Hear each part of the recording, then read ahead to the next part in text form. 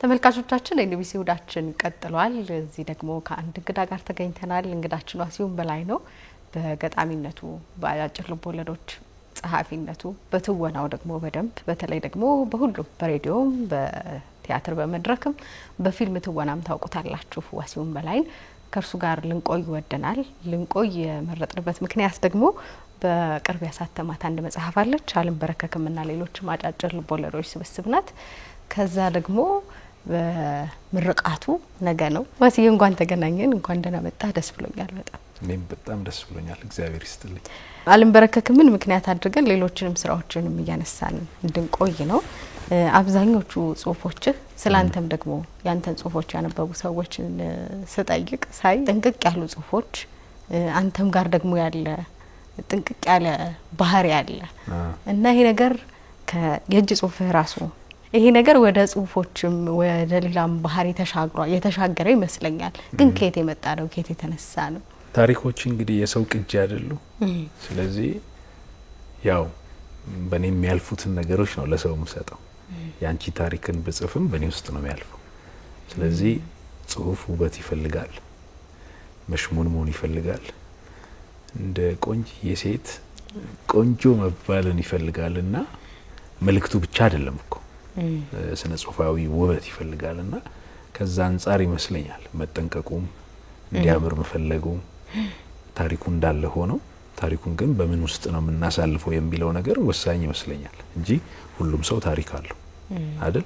ያ ሁሉም ሰው ታሪክ ግን ጽሁፍ ሊሆን አይችልም።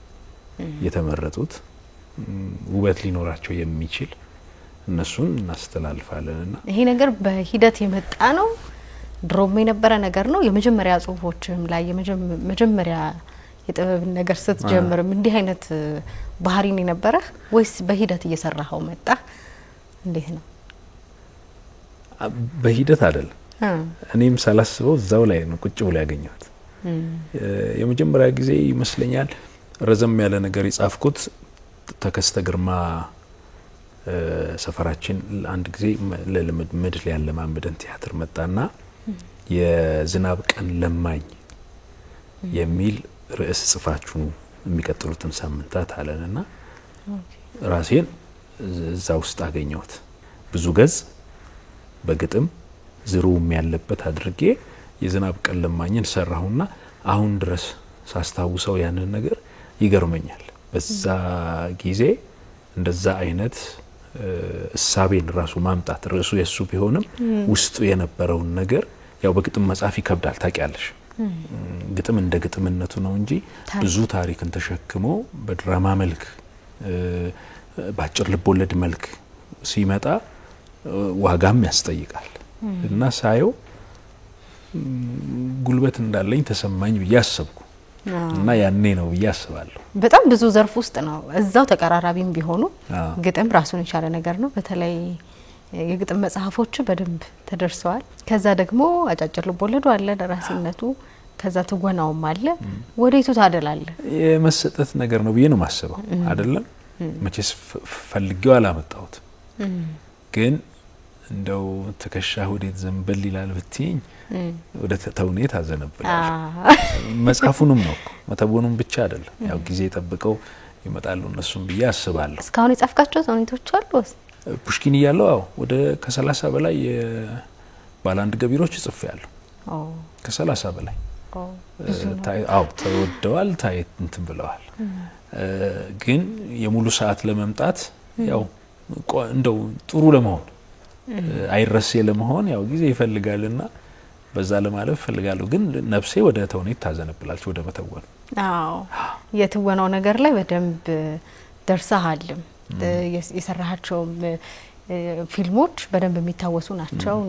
በተከታታይ ድራማና በቅናት መካከል ይታወሳሉ እና አማላዩ ከቲያትሮችም ደግሞ በቅርብ እንኳን የአና ፍራንክን ተውኔት አስታውሳለሁ።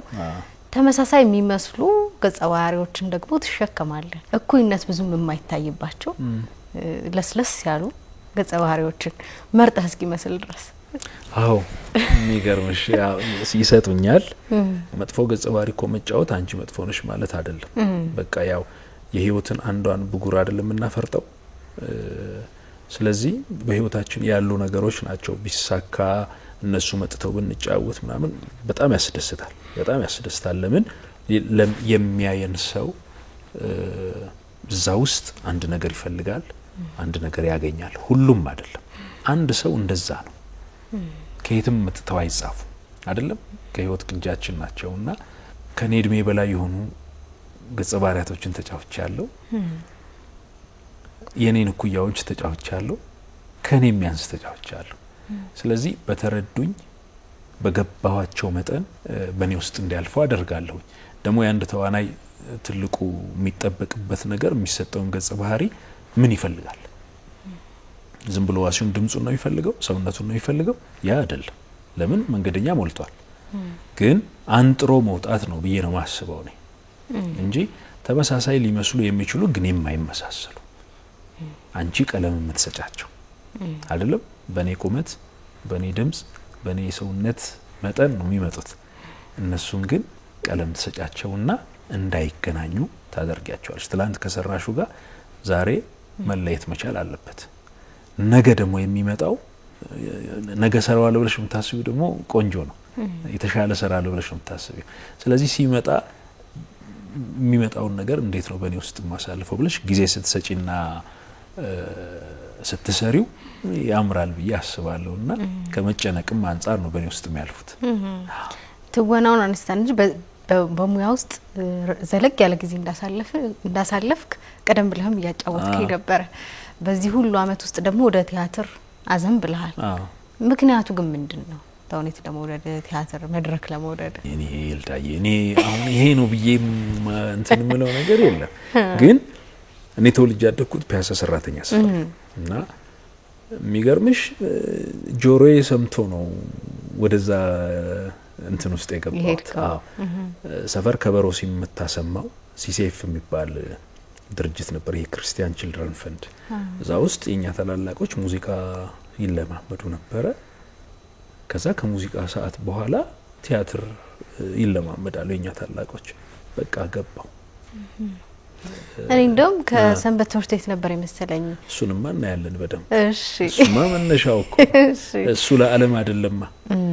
ለዓለም አይደለም ግን ደሞ ዞር ብለሽ ስትመለከቺ እዛ ያን የተጠራቀመው ነው አይደለም አምሯችን ውስጥ ያን የተጠራቀመው ነገር ተላላቆችሽ ሲሰሩ ስታይ እንዲሆናለሁ ብለሽ እኮ አታስቢም አንዳንዴ አሁን የሆንንበት ላይ ያኔ ገምተነው አይደለም ከሰጠሽ ከዚህ ውጪ ተማትጂ ጽሁፉም እኮ ተጠራቅሞ የሚመጣ ነው አንደም ይወለድ አይደለም ተጠራቅሞ ይመጣል በማንበብ ውስጥ በመስማት ውስጥ በፊት ደግሞ እኛ ባለፍንበት የድሜ ጊዜ ሬዲዮ በጣም ትልቁ ትምህርት ቤት በየው ስለዚህ ጆሮ በደንብ ይሰለጥናል እሱ ሲሰለጥን አንቺ ታለንት ውስጥ ሳጥኑ ውስጥ ቁጭ ይላል ያኔ እነዛ ነገሮች ይወጣሉ እንጂ ቴክኒክ ሳታቂ አይደለም እንዲ ነው የሚጻፈው የሚባለው ነገር ሳታቂ አሁን እኔ እንዲ ነው የሚባለው ነገር ሳላቅ ነው ያኔ ዝናብ ቀለማኝ ነው የጻፍኩት አይደለም ስለ ውበት ምንድነው ብቲ ቴክኒክ ምንድነው ብቲ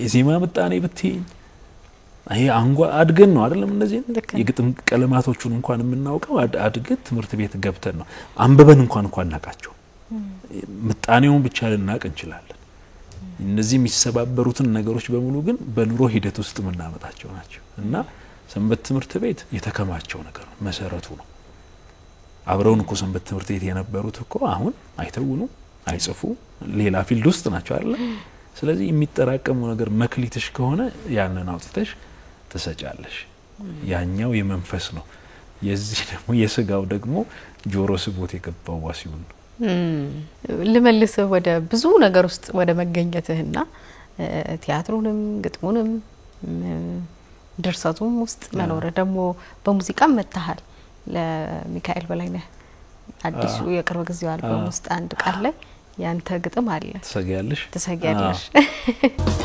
አይደኝም ብለሽ ትሰጊያለሽ አሉ አንቺ አይደለሽ እንዴ ነገሬን በሙሉ ሌሎችም የዜማ ግጥሞችን እየሰራ ብዙ ወደዛ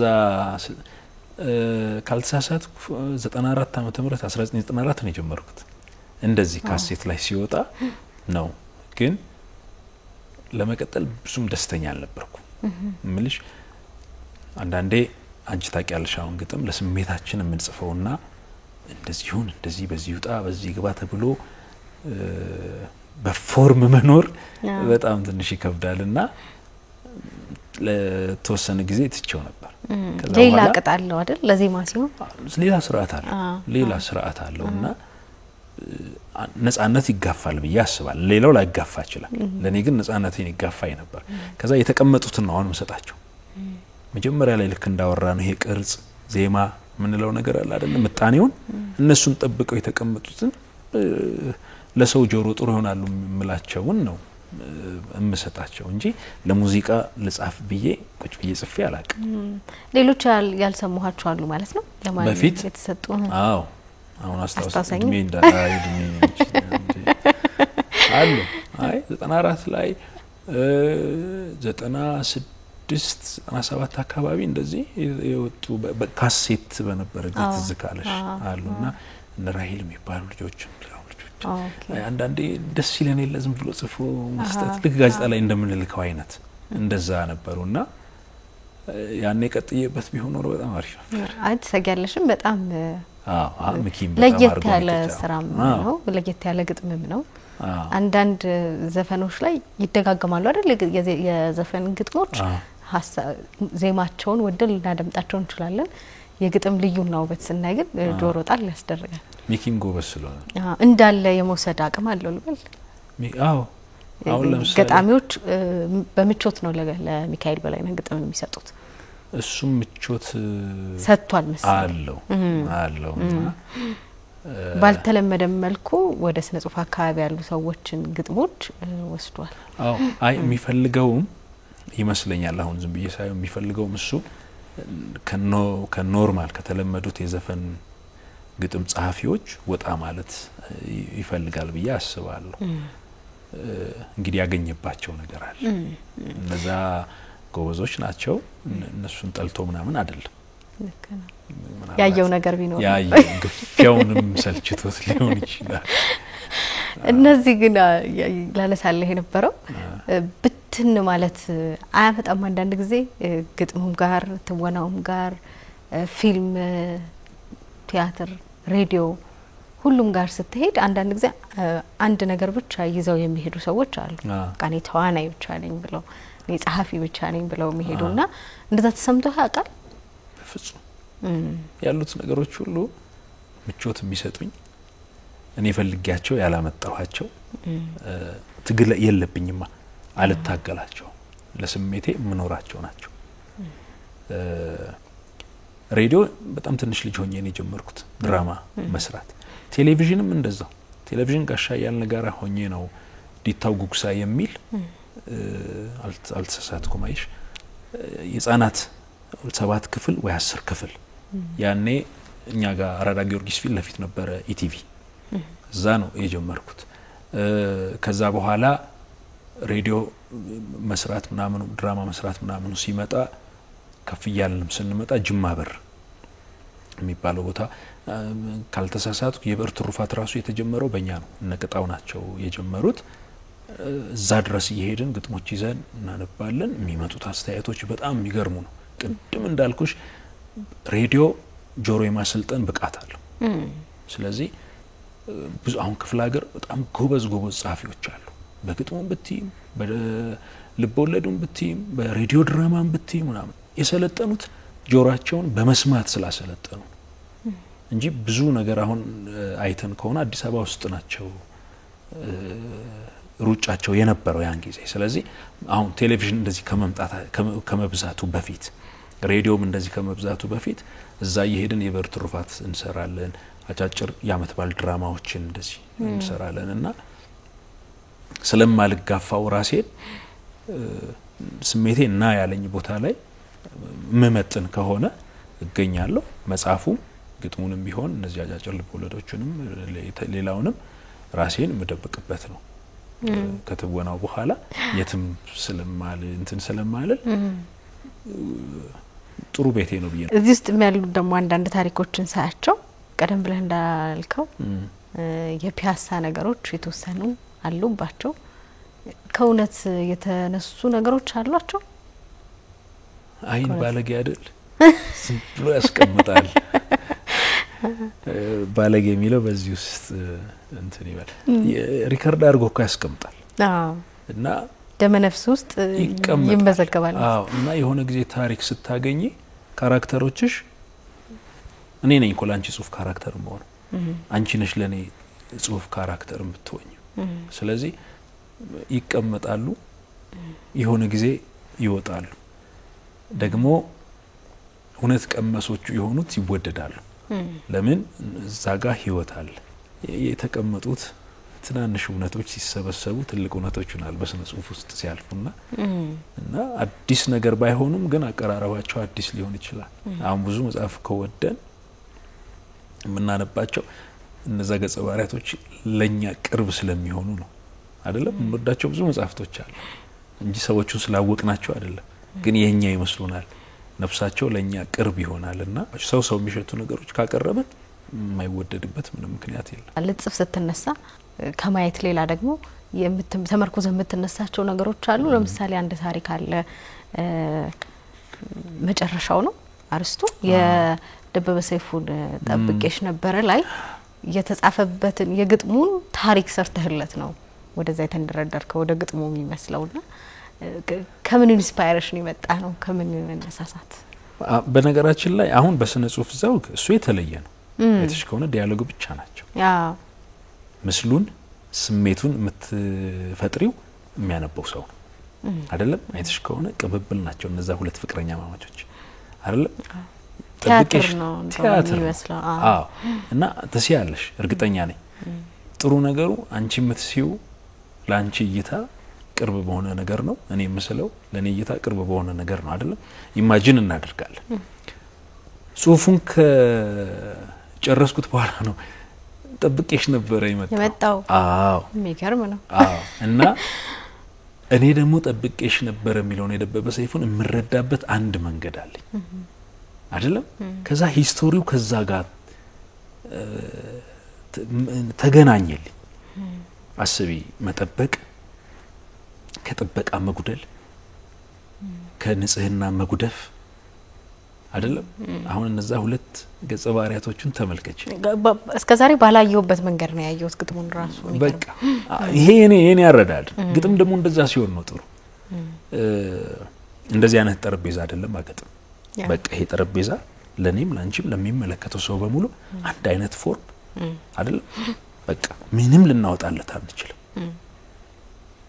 ግጥም ውበቱ ግን አንቺ ስታዩ ሌላ ይሆናል፣ ያ ሰው ሳይው ሌላ ይሆናል። እና የግጥም ትልቁ ጉልበት ያ ነው ብዬ አስባለሁ። አንድ አይነት ማቢውን ይሰለቸናል አይደለም? እኔ እንደዛ ነኝ። ግጥም ድምድም ሲል ብዙ ምቾት አይሰጠኝም። ግን የሆነ ጊዜ ሳነበው ደግሞ እንዲህ ቢሆንስ ብዬ ስገምተው ደግሞ የሆነ ጊዜ ምን ወዳቸው ቋሉ ነው አጠገባችን ብዙ የተቀመጡ ቆንጆ የግጥም መጽሐፎች አሉ አዲስ የሚሆኑብን። አሁን ለምሳሌ እኔ ገብረ ክርስቶስ ደስታ ሁሌ አዲስ ነው፣ ደቤም ሁሌ አዲስ ነው፣ ጋይ ጸጋዬ ሁሌ እንደከበደኝ ነው። ለምሳሌ እኔ አሁን ግጥም ወዳለው ላለው አይደለም? አዎ አይሻቸው የራሳቸው ቀለም የራሳቸው ያቀራረብ ስልት አላቸውና ደበበ ማን ነው ገብረ ክርስቶስ ጋር ስትመጪ ስታነቢ ስዕል አብረሽ ታያለሽ፣ ምስል ያመጣልሻል። ደበበ ሰይፉ ጋር ስትመጪ ደግሞ ጠንከር ያሉ ሀሳቦችን በደንብ ታያለሽ፣ ምስልም አለው። ጋሽ ጸጋዬ ጋር ስትመጪ ደግሞ ፍልስፍናው አለ። ቃል ስትፈልጊ እድሜሽ ይሄዳል እና እንደዚህ ናቸውና አሁን ይሄ መጨረሻው የሚለው ልጅቷ ታሳዝነኛለች የእውነት እንደ ዋሲው ደሞ ወጥቼ እኔ ጻፍኳት ብዬ እንትን ስል የእውነት ታሳዝነኛለች። የማመንን ልኳን አየሽ። የኔ ሴቶች ልፍስፍስ አይደሉም እንዳነሳል ረሱም አልንበረከክም ነው። ካልንበረከክም ራሱ ከታሪኩ ባሻገርም ደግሞ ማይንበረከኩ ሴቶች ነው መጽሐፍ ውስጥ ያሉት። በጣም ፍጹም ፍቅርን የሚፈልጉ ንጹህ የሆኑ አይነት ሴት ገጸ ባህሪዎች ናቸው ያሉት። ያንተ ምናብ የምትፈልገው ወይም የምትፈልገውን ዓለም የፈጠርክበት መንገድ ነው። እንዴት ነው እንደዚህ አይነት ሰዎች የሙሉ ሴቶችም ብቻ አይደሉም ግንኙነቶችም የፈጠርካቸው ታሪኮች ላይ ያሉ ግንኙነቶችም ወደ ንጽህና የሚጠጉ አይነት ግንኙነቶች ናቸውና እየገረመኝ ነበር እሱ። አይ ስንፈጠርም ለንጽህና ነው ያው ራሳችንን በብዙ ነገር የምናቆሽሸው ራሳችን እና ለኔ ደግሞ ሴት ለኔ ልዩ ናት ምልሽ እናቴ ናት ያሳደገች። ስለዚህ የኔ እናት ልክ የኔ እናት ብዬ እንደምናገረው ሁሉ የሁሉም ሰው እናት ብርቱ ናት አይደለም ጠንካራ ናት። እናት ምን ጊዜም እናት ናት አይደል ብዙ ነገር ትችላለች ብዙ ነገር ደስታ መከራ ምንም ነገር በሆዷ ውስጥ የሚያልፉ ናቸው። አንቺ አሁን ያለሽበት ሌቭል እናት ነው። ትላንትና ልጅ ነበርሽ ሴት ነበርሽ አይደለም ዛሬ እናት ሆነሻል። እኔ ልጆች ያለኝ 2 ሴት ዛሬ ልጆች ናቸው ነገ እናት ይሆናሉ። ዛሬ ያልሰጠዋቸውን ፍቅር ዛሬ ያልሰጠዋቸውን ጥንካሬ እናታቸው ጎበዝ ናት ጠንካራ ናት አስቢ የምትሰጣቸውን ነገር እነዚህ ልጆች ነገ ልፍስፍስ የሚሆኑ ይመስልሻል? እግዚአብሔር ይጠብቃቸው እንጂ አይደለም። ስለዚህ የጀግና እናቶች ውጤት ነን። ማህበረሰባችን ባልተገባ መልኩ የሚቀርጻቸው ሴቶች አሉ አይደለም። የኔ አይን እኮ ነው ያንጋደዳቸው እንጂ እነሱ የተንጋደዱ ሆነው አይደለም። የኔ አይን የነቃና የበቃ ቢሆን ኖሮ እነሱ የነቁና የበቁ ይሆኑ ነበር። የማይመለሱበት የለም። ችግሩ እነሱ ጠማማ ከሆኑ ነው። የኛ እዚህ ጋር የኛ ልብ ነው ለነሱ ቆንጆ መስታወት መሆን ያልቻለው እና ሴቶቼ እንደዛ ናቸው። እዛ ውስጥ ለፍስፍስ ሊመስሉ ቢችሉ እንኳን አይደሉም። ነጋቸው በጣም ጠንካራ ነው። እኔ አሁን ያለውትም ከለፍስፍስ ሴት ጋር አይደለም አይደለ? ስለዚህ ያልኖርሽውን አታመጪም፣ አካባቢሽ ላይ ያላየሽውን አታመጪም። ከዛ ደግሞ መልካም ብትመኝ የሚጎልብሽ ምንድነው? ግን ሴት ልጆች ጋር ባለ ግንኙነት ይሄ ነገር እንዴት ነው የምታኖረው? ከድርሰቱና እንዲሆን ከምትፈልገው ምናብና ዓለም በተጨማሪ ደግሞ በተግባር የምትኖረው ህይወት ላይ ደጋግመህም ስለምታነሳ አይ እኔ ህይወቴን ምንም በቃ ቀለል ያለ ዝቅ ብዬ መኖር ነው የምፈልገው። ለምንድነው አንዳንዴ መንጠራራት በጣም መጥፎ ስትወድቂ የሚያነሳሽ ነገር አታገኝም። ዝቅ ብለሽ ከኖር ከመሬት የትም አትወድቂም። ስለዚህ መሬት ላይ መኖር በጣም ይስማማኛል። ልጆቼንም እንደዛው ነው ማኖራቸው። ሰው እንዲወዱ ከሰው ጋር እንዲኖር ሰው ከሰው ጋር ሊኖር ነው የተፈጠረው ከሌላ ከምንም ጋር አይደለም። ስለዚህ ፍልስፍና አይደለም የተለየ የመኖር መንገድም አይደለም። በቃ ነው የተፈጠርኩት ካንቺ ጋር ነው አንቺ ከኔ ጋር ልትኖሪ ነው ተስማምተን ጎጆሽ ያለ አንቺ እዚህ ጋር ከሰው ጋር ትኖርሽ ለብቻዬ ልኖር ብለሽ የምታመጪው ነገር ምንም የለም። ስለዚህ ልጆቻችን ላይ አሁን መስራት ያለብን በፍቅር እንዲኖሩ ሰው እኩል እንደሆነ ነገ የተሻለ ነገር ላይ ሲደርሱ አገልግሎታቸው ለሰውና ለሰው ነው። ሌላ ምንም የለም። የሚኖሩትም ከሰው ጋር አሁን እኔ የሰው ወስጄ አግብቻለሁ አይደለም ሰው ያሳደጋት አይደለም ልጆቼንም ነገ ሌላ ሰው ወስዳቸዋል። ህይወታችን ይሄ ነው። ከዚህ ውጪ ምንም የለም። ልጆቼ ጋር አሁን የምሰራው ይሄ እንዲሆኑ አይደለም እየሆንኩ ነው ማሳየው። አቅማቸው ይሄ ለመብላት ለመጠጣት ምናምን ሲፍጨረጨር የኔ ገሳ ያስፈልግ ያብኩት ምን ይበሉት ምናምን ሂደት ነው አይደለም። ነገ እየተነከሩ ምናምን ይመጣሉ። እኛም በዛ ውስጥ ነው ያለፍነው። በዛ ውስጥ ነው አንዳንዴ የጠቀምናቸው ይመስለንና ሁሉንም ነገር እኛ እናደርጋለን። ነገ ግን ይጎዱብናል አይደለም። ስለዚህ ከልጆቼ ጋር ኑረቴ እንዲሁ ዝቅ ብሎ ነው። አዎ እዚች ጋር አሁን ድንገት የደረስኩባት አለች። ያመላለሱ ለስላሴ ከሀገር ያየላል ይላል። ጠርጣሪ አንደበቱ አናዳጅ ነው። የሞተን ይቀሰቅሳል፣ የተኛን ስሜት ያምሳል። ያን የሚያማውን ሳቋን ሳቀችበት፣ የመድፍ ያህልም ለቀቀችበት። ምሳሌዎች ከዛ ደግሞ እንደዚህ የምታከብረውን ሴትነት ሀገር አሳክለህም ትመስለዋል። እንደውኩ መደጋገም አይሆንብኝና እኔም ባነሳው ቁጥር እኮ ነው። እውነት ነው። ለምን መሰለሽ ለሴት አይደላ እንዳትሉኝ ሴት የምትችለውን ያህል ወንድ አይችልም በብዙ መልኩ እንስት በበጎም በማጥፋትም ብርቱ ናት ጥፋቷ ምክንያቱ ምንድነው ነው እንጂ አይደለም ቅርብ ጊዜ እኮ በጽሁፍ ምናቃቸው እቴጌ ጣይቱ አሉ አይደሉ ኢሳቸው ነው በጎነት አይደለም ከመየ ምኒልክ የገዘፈ አይደለም ቴክኒካሊም በዩ አርቆ በማሰብም በዩ በምንም መልኩ ግዙፍ ናቸው እቴጌ ጣይቱን ስታይ ኢትዮጵያን ማታስቢበት ምንም ምክንያት የለም እኔ እናቴን ሳያት ኢትዮጵያ ማትመጣበት ምን ምክንያት አለው እዚሁ ነው የተወለደችልኝ እኮ አይደለም እንዴ ልቧ ውስጥ ሀገር አይደል የእናት ልብ እኮ ሀገር አይደለም ይሄ ዝም ብለን በድንበር የተከለለውን እኮ አይደለም በቃ ያልደረስንበት አይደለም ምቾት የሚሰጠን ጎርባጣ ነገር የሌለው እኮ ነው የእናት ልብ ስለዚህ ሀገር የሚለው ነገር ይሄ 3 ፊደል ሲያንሰው አይደለም ቅድም እንዳልኩሽ አሁን የኔን እናት ስጠራ አንቺ እናትሽን ታስቢያለሽ ሌላው እናቱን ያስባል በሆነ መንገድ ብቻ የተጎዳ ሰው ከሌለ በስተቀር ግን በሷ ደሞ ጫማ ውስጥ ማን አለ አይደለም እናታውን የሆነች ነገር አደረገች ብትባል ያንን ነገር ለመፈረጅ እሷ ጋር ሆኜ መገኘት አለብኝ የመጨረሻው አንድ ቲያትር ታሪክ ናት ቲያትር ትምህርት ቤት ታሪክ ምትመስል ያልታረመው የሰዎችን መጨነቅ የምታይበት ነገር ነው አይደለም እምነቶች የልብ እምነቶቻችን ቆሞ ታያቸዋለሽ እዛ ላይ የተማሪውን ጥንካሬ ታያለሽ ያስተማሪውን የዋህነት ታያለሽ የሚስትየውን ደግሞ በሌላ ጠንካራ ጎንነት ታያለሽና ኑሯችን ይሄ ነው አሁን አንቺ ለምሳሌ በአዲስ አበባ ዩኒቨርሲቲ አልፈሻል በቲያትር ክፍል ሊገጥምሽ ይችላል በያስባለሁ እንደ አይነት ነገር አሉኝ እንደ አይነት ነገሮችና በተለያየ መልኩ አሉኝ ስለ ትወና የሚያወሩ አጫጭር ልቦለዶች አሉኝ ስለ ፒያሳ አሁን ስለ ሰፈሬ ጽፌም አልጠገብኩም ወደፊትም አልጠግብም እግዚአብሔር ፈቃዱ ከሆነ የሚቀጥለው ስራዬ ላይ ምን አገባን የሚል ልቦለድ አለ የተቀመጠ እንደዚህ አጫጭር ልቦለዶች ግጥሞች ብዙ አሉ ተዘጋጅተው የተቀመጡ ግን እነዚህ ምን አገባን የሚለው ላይ ስለ ሰራት ያስፈርስ በተለይ ስለ ፒያሳ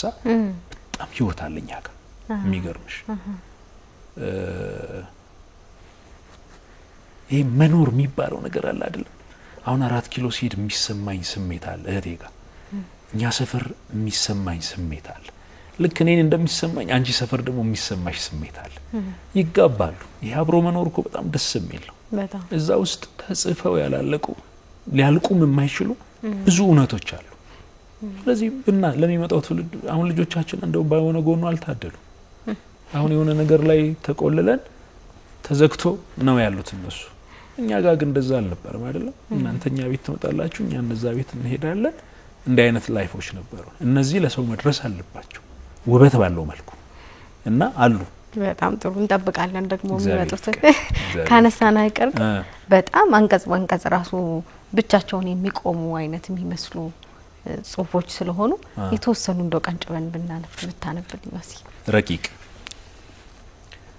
ከሰማይ ደረት ላይ ያጥቢያ ኮከብ ማሰስ መልቀም በጨረቃ በቀን የውነት ሚዛን ሴት አይኗን ታስራለች እድሜዋን ተሰርቃ መግቢያው ነው ረቂቅ ተጨርማምተው የወደቁ ወረቀቶች ለከራማ የተበተኑ ፈንድሻ መስለዋል ጅምር ጽሁፍ የተሰበረ እርሳስ በረባው ባልረባው ነገር የተጣበበ ጠረጴዛ ያለቀበት የሶፍት ካርቶን 3 ቀን ያስቆጠረ ያልታጠበ የቡና ስኒ ያልተከደነ ፔርሙዝ የምጥን ሽሮ ቀለም ያለው ግርግዳ ላይ 4 አመት ያለፈው ካላንደር ራይ አስተዋሽ ያለ የሚል ይመስላል ተንጠልጥሏል እነዚህ የታሰቡት ያልታሰቡት ሁሉም እንደ ሐሳቡ ተዘበራርቀው ተቀምጠዋል ሐሳብ ሲያላምጥ የቆረጠመው እርሳስ የመፋቂያ ጫፍ ሊመስል ትንሽ ነው የቀረው ኤርሚያስ የ10 አመት ፍቅረኛውን ፋይል ሳይዘጋ ከእህቷ ጋር የጀመረው አዲስ ምዕራፍ ውጤት ምን እንደሚሆን ለማወቅ ጓጉቷል ረቂቅ የማታውቀው ነገር ቢኖር ያላወቀችው ነገር ብቻ ነው። የወትሮ ደንዳና ልቡን ከተሰደደበት መልሶታል። በከፊል የራሱን ታሪክ እየመሰለው ቢቸገርም መጨረሻውን ለማግኘት የጀመረው ጉልበት ሆኖለታል። አጠገቡ ያሉት ሐሳብ የሚበታተኑት ምስቅልቅል ነገሮች በሙሉ ተነስቶ አጸዳ። ጥግ ከትፊው ጀርባ የተሸረፈ ማጨሻ ጢም ብሎ ከተሞላው ፍም ላይ እጣን በተን በተን አደረገ። ከርቤና ወገር ተቀላቅሎ ማጨስ ያስደስተዋል። ቅዳሜና እሁድ ብቻ ነው በተለየች ማጨሻው ነጭ እጣን የሚያጨሰው። ያኔ ስስ ከናቴራ በረጅም ሙታንታ በሰፊ ሸበጥ ለስላሳ ሙዚቃ ከፍቶ ሙሉ ቀን በረጅም መፋቂያ ጥርሱን እየሟጨ በእጣኑ ሽታ ከሰማይ ቤት እረፍት አድርጎ ይመጣል። ከአልጋው ትይዩ ያለውን 14 ኢንች ቴሌቪዥን ተመለከተው። የተሸከመውን አቧራ አይቶ ራሱን ነቀነቀ። የቲቪው ማስቀመጫ ወደ ኋላ ዘንበል ስላለ ውሃ ልኩ እንዲቃና በውጭ አገር አፍ በተጻፈ መጽሐፍ ነበር ያስደገፈው። ፐርፌክት ዴዝ የሚለውን መጽሐፍ አንገቱን ዘመም አድርጎ ተመለከተ። ቆይቷል ካነበበው። ሴት ናት ጸሐፊዋ። በእጣ ፈንታ ላይ ያተኮረ መጽሐፍ ነው። አልሆንለት ያለ ደራሲ ሲዳክር በጉልህ ያሳያል። ቢሆንም የመጽሐፉ እጣ ፈንታ በራሱ ያሳዝናል። የቲቪ ድጋፍ እያለ ይቀጥላል። የተዋናይ ነገር በጽሁፍ ይገለጻል። እውነት ነው። የጻፍከውን ነገር ደግሞ እንደ ተዋናይ ግርማ ሰተህ ማንበብ እንድትታደል ያደርጋልና በብዙ መስክ መሆን ልዩ ልዩ ነገር አለው።